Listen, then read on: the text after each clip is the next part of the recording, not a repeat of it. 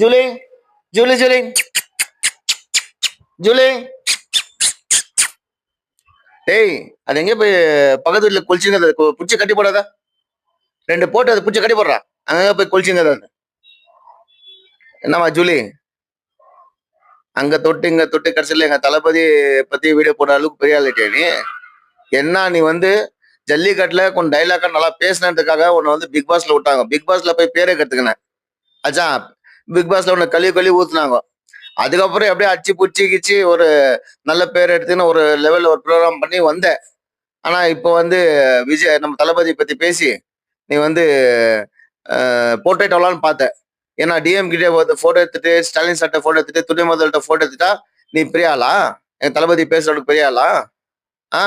உன்னோட ஹிஸ்டரி எடுத்தாங்கன்னு வையன், இன்னும் யாரும் எடுக்கிறது அளவுக்கு வச்சுக்காத. ஃபர்ஸ்ட் சாரி கேட்டு நான் வந்து தளபதி பேசுறேன் சாரின்னு கேட்டு போயிடு. இல்ல உன் ஹிஸ்டரி எடுத்தேன்னு வையன், நீ உன்னுடைய வண்டவாளம் தண்டவாளம் எல்லாம் எடுத்து விட்டுருவோம். அதுக்கப்புறம் ரொம்ப அசிங்கப்படுருவாங்க. இப்பதான் புதுசா கல்யாணம் வைக்கிற, பார்த்துக்கோ. அதுக்கப்புறம் தளபதி பத்தி வீடியோ போறது கொஞ்சம் யோசி ஆச்சா. எங்க தளபதி நல்லதுதான் செஞ்சுட்டு இருக்கிறாரு ஆச்சா.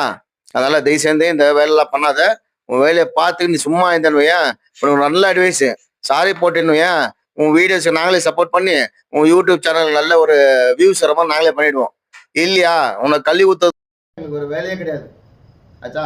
நிறைய பேர் அப்புறமா உனக்கு கல்வி ஊத்துறது தான் வேலையா இருக்கும். அதனால உன் மேரேஜ் லைஃப் இதுல எஃபெக்ட் ஆகிடக்கூடாது, பார்த்துக்கோ. ஓகேவா ஜூலிமா? பார்த்து உஷாரா இருந்துக்கோ. ஒரு அண்ணனா உனக்கு ஒரு அட்வைஸ்.